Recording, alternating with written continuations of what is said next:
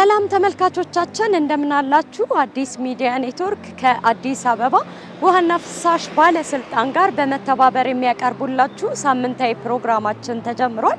እንግዲህ በዛሬ ፕሮግራማችን የአዲስ አበባ ውሃና ፍሳሽ ባለስልጣን በተለያዩ ቦታዎች ላይ የሚያስገነባቸው ግዙፍ የማጣሪያ ጣቢያዎች አሉ። በተለይ ዛሬ የምንገኝበት ጎሮ አይሲቲ ፓርክ አካባቢ የሚገኘው ማጣሪያ ጣቢያ ምን ላይ ነው የግንባታ ሂደቱ የሚለውንና የተለያዩ ሀሳቦችን የምናነሳ ይሆናል። እናንተም ይህንኑ ፕሮግራማችንን እየተከታተላችሁ አብራችሁን ትቆዩ ዘንድ በአክብሮት ጋብዛለሁ።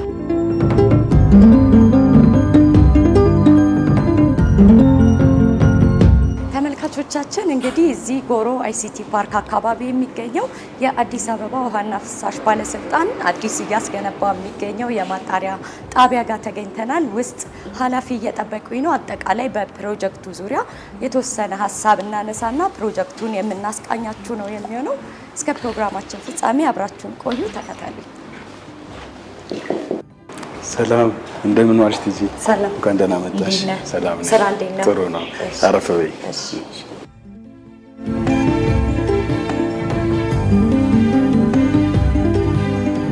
እንግዲህ ዛሬ አደረሰ ጉዳይ ይዤ ነው የመጣሁት። በቅድሚያ ግን ስምና የስራ ድርሻ ለተመልካቾች አስተዋውቃለሁ። እሺ፣ የኔ ስም ኃይለ ማርያም ይስሐቅ እባላለሁ። በአዲስ አበባ ውሃና ፍሳሽ የዲቪዥን ጽህፈት ቤት ወይም ፕሮጀክት ኦፊስ የፍሳሽ መስመር እና የፍሳሽ ማጣሪያ ጣቢያ የኮንትራት አስተዳደር እና የግንባታ ክትትል የስራ ሂደት መሪ ነኝ። መልካም። እንግዲህ ቀደም ሲልም ሳነሳ ነበረ አዲስ አበባ ውሃና ፍሳሽ ባለስልጣን ከሚያስገነባቸው ግዙፍ ማጣሪያ ጣቢያዎች አንዱ ጋር ነው ዛሬ የመጣ ነው። ይህ አካባቢ ምን ይባላል? የሚገነባበት አካባቢ እና ስራውስ መቼ ጀመረ የሚለውን በቅድሚያ እናንሳ እስቲ። የሚገነባበት አካባቢ አሁን ያለንበት የኪቲሜ አካባቢ የኪቲሜ ፍሳሽ ማጣሪያ ጣቢያ ነው። በአጠቃላይ ይሄ ፕሮጀክት የምስራቅ ተፋሰስ የፍሳሽ ማጣሪያ ፕሮጀክት አካል ሁለት ፕላንቶች አሉ በፌዝ 1።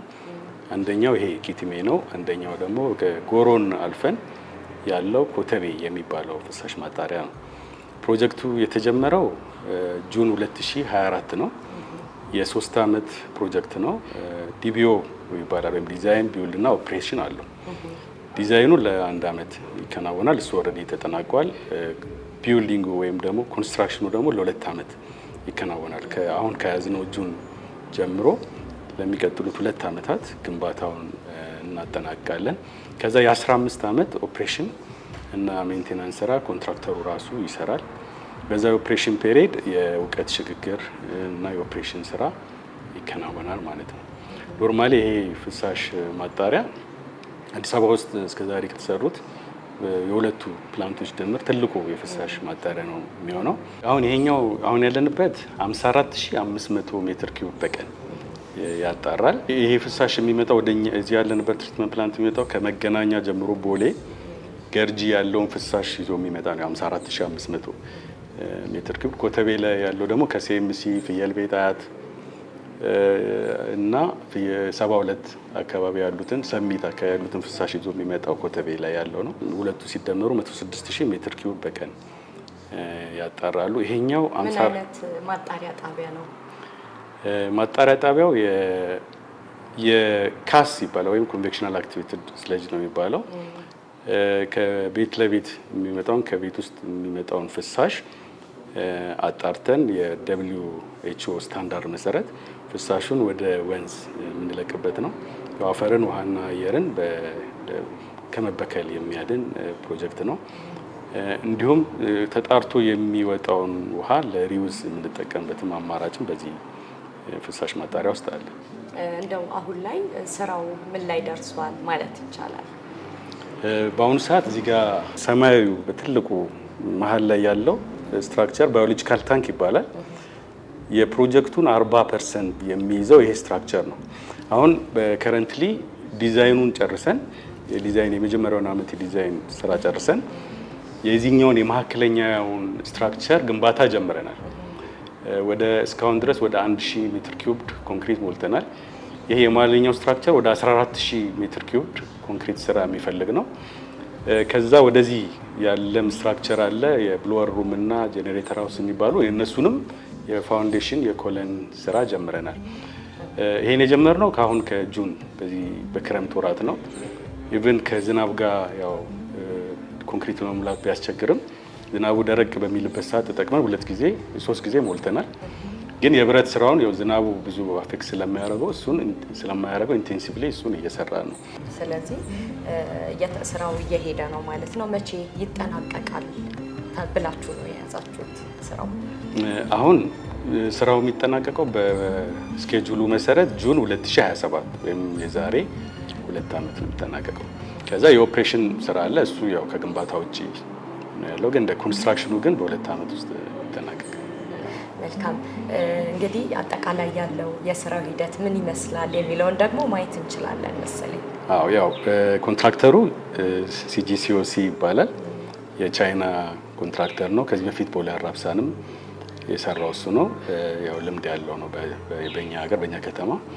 ኮንሰልታንቱ ደግሞ የአየርላንድ እና የኢትዮጵያ የኒኮላስ ዲ ኦየር የሚባልና የኢትዮጵያው ደግሞ ኤምኤስ ኮንሰልታንሲ የሚባል ጄቪ ሆኖ ነው የሚያማክሩት። ያው ሳይት ላይ አብረን ቪዚት ማድረግ እንችላለን። መልካም ስለዚህ ወደዛው እናምራ። ሳይት ላይ ከመሄድሽ በፊት ግን ያው ሴፍቲ ኢሹ ስለሆነ እቺኛዋን ተጠቀሚ። አመሰግናለሁ።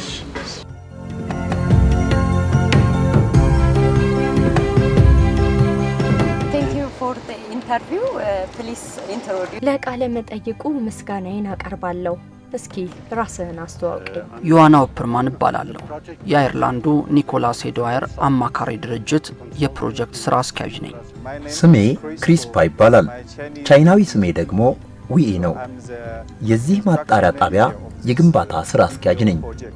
ከአዲስ አበባ ውሃና ፍሳሽ ባለስልጣን ጋር በጋራ እየሰራችሁ ነውና ምንድነው እስቲ የምታከናውኑት? ወደ ኢትዮጵያ መጥተን መስራት ከጀመርን 10 ዓመት ሆኖናል። ይህንን ፕሮጀክት መስራት ከጀመርን ግን 1 ዓመት አካባቢ ተቆጥሯል። ይህ ማጣሪያ ጣቢያ የከተማዋን ፍሳሽ ቆሻሻ ውሃ የሚያጣራ ሲሆን አሁን ላይ እየሰራን ያለነው ባዮሎጂካል ታንክ የሚባለውን የማጣሪያውን አካል ነው። እኛ ደግሞ ለዚህ ፕሮጀክት የአዋጭነት ጥናት ነው የሰራ ነው። አሁን ወደ ትግበራው ተገብቷል። የሁለቱ ማለትም ኬቲሜና ኮተቤ ማጣሪያ ጣቢያዎች ፕሮጀክት ለኮንትራክተሮች ተሰጥቶ እየተሰራ ነው። አሁን ላይ ስራው ምን ላይ ደርሷል ማለት ይቻላል? አሁን ላይ ግንባታው ተጀምሮ እየተሰራ ነው። የአየር ሁኔታው የተወሰነ ማነቆ ቢሆንም በፍጥነት እየተከናወነ ነው ማለት ይቻላል። ስራውም በተቀመጠለት ቀነ ገደብ 2017 ላይ ይጠናቀቃል። ይህ የምታዩት ባዮሎጂካል ታንክ የማጣሪያው ወሳኙ ክፍል ሲሆን ግንባታው 25 በመቶ ደርሷል።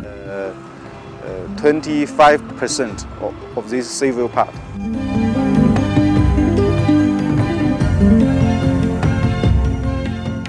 ተመልካቾቻችን እንግዲህ እዚህ ጎሮ አይሲቲ ፓርክ አካባቢ የአዲስ አበባ ውሃና ፍሳሽ ባለስልጣን እየገነባ ያለው ግዙፍ የማጣሪያ ጣቢያ ተገኝተናል። ቀደም ሲል አጠቃላይ ስለ ማጣሪያ ጣቢያው ግንባታ ምን እየተከናወነ ነው የሚለውን ሀሳብ ወደ እናንተ ስናደርስ ቆየን። አሁን ደግሞ የግንባታ ሂደቱ ምን ላይ ነው የሚለውን ሊያስቃኘን እዚህ አጠገቤ ባለሙያ አለ። ከሱ ጋር የተወሰነ ቆይታ እናደርጋለን። እናንተም ይህንን እየተከታተላችሁ አብራችሁን ሁኑ። በቅድሚያ አመሰግናለሁ። ስምህንና የስራ ኃላፊነትን ጨምር አስተዋውቀኝ። ስሜ ኤርሚያስ አየለ ይባላል። ከኒኮላስ እና ኤምኤስ ኮንሰልታንሲ ነው የመጣሁት። እዚህ ቦታ የስራ ኃላፊነቴ አሲስታንት ሬዚደንት ኢንጂነር ነው። ኮንትራቱን የመከታተል ኳሊቲ የመከታተል እና እነዚህን የመሰሉ ነገሮችን ያካትታል ማለት ነው። መልካም። ስለዚህ አጠቃላይ አሁን ስራው ያለበት ሁኔታ ምንድነው የሚለውን ዞር ዞር ብለን እናያለን። ከየት ነው የምንነሳው? ኦኬ፣ ያው ስራውን ስንጀምር ስራው ከሚመጣበት ከኛ ጀርባ አካባቢ ብንጀምር የተሻለ ነገሩን ለመረዳትም ውሃው የሚሄድበትን አቅጣጫ መከተሉ የተሻለ ነው ብዬ አስባለሁ። ከኋላችን ፕሪትሪትመንት ዩኒት ይኖራል። እዛ የተቆፈሩት አካባቢዎች ማለት ነው። ከተቆፈሩት ዝቅ ያሉት አካባቢዎች ማለት ነው። ምንድነው ፕሪትሪትመንት ማለት ስክሪን ፕሪትሪትመንት መጀመሪያ የሚገቡ ፍሳሹ ሲመጣ አብሮ ተቀላቅሎ ገብተው ፕሮሰሳችንን እንዳያስተጓጉሉብን ወይም ደግሞ ፕሮሰሳችን ወዳልፈለግነው አቅጣጫ እንዳይሄድብን ወይ ደግሞ የምንፈልገውን ኢፍሉዌንት ሪኳየርመንት እንዲያመጣልን ማስቀረት ያሉብን ነገሮችን እናስቀራለን። ሶ ስክሪን አለን። በስክሪን ውስጥ ከ1 እስከ 6 ሚሊ ሜትር ነው ብዙ ጊዜ እኛ 2 ሚሊ ሜትር አካባቢ ነው። በስክሪን ውስጥ ሲያልፍ ያልተገባቸው ኢንኦርጋኒክ የሆኑ የማይበሰብሱ ማቴሪያሎችን እዛ ውስጥ እናስቀራለን። ደግሞ ኤሬትድ ግሪት ነገር ስለሚኖረንም እንትን እናደርጋለን። ይሄ የሚንሳፈፉ ነገሮች እንዲሁም ደግሞ ከባድ የሚዘቅጡ ነገሮችን እዛ ጋር ለማስቀረት ትራፕ እናደርጋቸዋለን ማለት ነው። ስለዚህ የሱ ግንባታ የሚጀምረው እዛ ጋር ነው። እሱ ግንባታው እዛ አካባቢ ነው። ከዛ በፊት ደግሞ ምን ያህል ፍሎ ይመጣል የሚለውን ነገር ለመለካት ፓርሻል ፍሎ ይኖረናል። ሶ በየቀኑ ምን ያህል ፍሎ እየመጣ ነው፣ ምን ያህል ወጣ፣ ምን ያህል ገባ የሚለውን ነገሮች ለመከታተል አስፈላጊ ስለሆነ ሜዠርመንት ዲቫይስ ይኖረናል። ስክሪኑ ወደዛ አካባቢ ይኖረናል። ከዛ በኋላ ደግሞ ወደ ፕራይመሪ ክላሪፋየራችን የምናየው ፊት ለፊታችን የሚገኝ ታንክ ውስጥ ይገባል ማለት ነው። ስለዚህ ይሄ የታንክ ቦታ ነው ማለት ነው። ትክክል። እሱ ጋር አንድ 4 ታንኮች ይኖራሉ። መሀላቸው ዲስትሪቢዩሽን ታንክ አለች። እሷ ለ4 እኩል ቦታ ታካፍልልናለች። እዛ ታንክ ውስጥ እስከ 30% የሚሆነውን ኦርጋኒክ ማተር ወይም በስባሽ ቁስ እናስቀራለን ማለት ነው። ሶ ሴትን ሊያደርግ የሚችለውን 2 አይነት ነገር አለ። ውስጡ የሟሟና ደግሞ የሚዘቅጥ የሚባል ነገር አለ። ምናልባት አማርኛውን ወደ አማርኛ ከመለስ ነው ማለት ነው። ሶ መውረድ የሚችለውን መዝቀጥ የሚችለውን እስከ 30% እዛ ጋር እናስቀራለን ማለት ነው። ስለዚህ የሱ ስራ አሁን ምን ላይ ነው ያለው ማለት ነው? እሱ ኤክስካቬሽን አልቋል። ኤክስካቬሽን ክረምቷ ስለሆነች አሁን ክረምቷ ይዛናለች። ክረምቷ ተከከል። ስለዚህ ልክ እሱን እንደጨርስ አሁን በጋው ጊዜ እየመጣ ነው። መስከረም በኋላ ዝናቡ ሲቆም ወደዛ ኮንትራክተሩ ሽፍት ያደርጋል ማለት አሁን ከሚሰራው ተጨማሪ ወደዛ የተወሰኑ ሰዎችን አስገብቶ ስራውን ይቀጥላል ማለት ነው።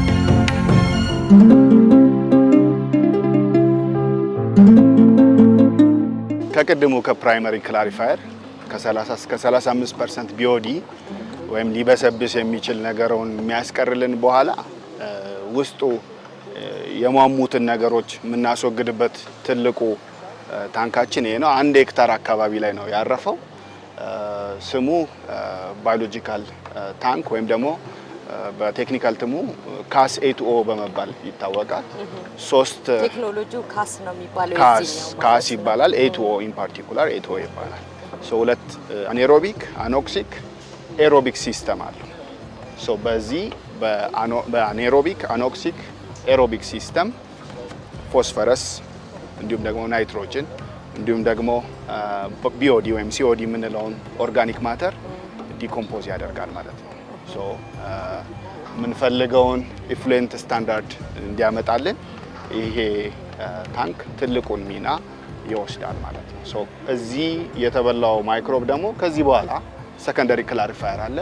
እዛ ሰከንደሪ ክላሪፋየር ሄዶ እንዲዘቅጥ ይደረጋል ማለት ነው። ሶ የዘቀጠው ውሃ ኦልሞስት ኢን ተርምስ ኦፍ ባዮዲግሬዳቢሊቲ ወይም ኦርጋኒክ ማተር ካየነው ኮምፕላያንት የሆነ ነገር እናገኛለን። መለቀቅ የሚችል ይሆናል ማለት ነው። ስለዚህ ይሄኛው ስራው ምን ላይ ነው የሚገኘው? ምን ደረጃ ላይ ደርሷል ማለት ነው? ስራው አሁን ባለበት ሁኔታ ጥሩ ደረጃ በፕሮግራሙ መሰረት እየሄደ ነው ያለው። ወደ 14000 አካባቢ ሜትር ኪዩብ ኮንክሪት ይወስዳል ተብሎ ይታሰባል። 1000 ሜትር ኪዩብ ሰርተናል። ጁን ነው የጀመርነው፣ በፈረንጆቹ ጁን ነው የጀመርነው። በዚህ አጭር ጊዜ ውስጥ 1000 ኮንክሪት ካስት አድርገናል። ብረቱ ደግሞ እንደምታየው ቢያንስ 1/3 ሊባል በሚችል ሁኔታ ኮምፕሊትድ ሆኗል ማለት ነው። ይሄ የስትራክቸራችን የሁሉም ግንባታ ክሪቲካል ፓዝ፣ በኮንስትራክሽን ቋንቋ ክሪቲካል ፓዝ የሚባል ነገር አለ ማለት ለመጨረስ ወሳኝ የሆነ ስትራክቸር ማለት ነው። ሶ ፕሮጀክቱን ሙሉውን ሲሰራ የሚቆይ ታንክ ነው የሚሆን። አሁን ባለበት ሁኔታ በጥሩ ሁኔታ እየሄደ ነው። እሱም በጥሩ ሁኔታ መስራታችን ፕሮጀክቱን በጊዜው እንድንጨርስ ይረዳናል ብለን እናምናለን።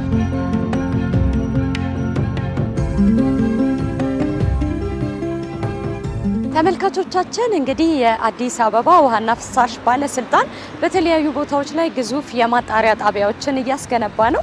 ዛሬ እንግዲህ ለማየት የሄድንበት ጎሮ አካባቢ የሚገኘው ማጣሪያ ጣቢያ ምን ላይ ነው የግንባታ ሂደቱ፣ በተጨማሪም ደግሞ ሲጠናቀቅ በቀን ምን ያህል የፍሳሽ ቆሻሻን ያስወግዳል ወይም ያጣራል የሚለውን ስናነሳ ቆይተናል።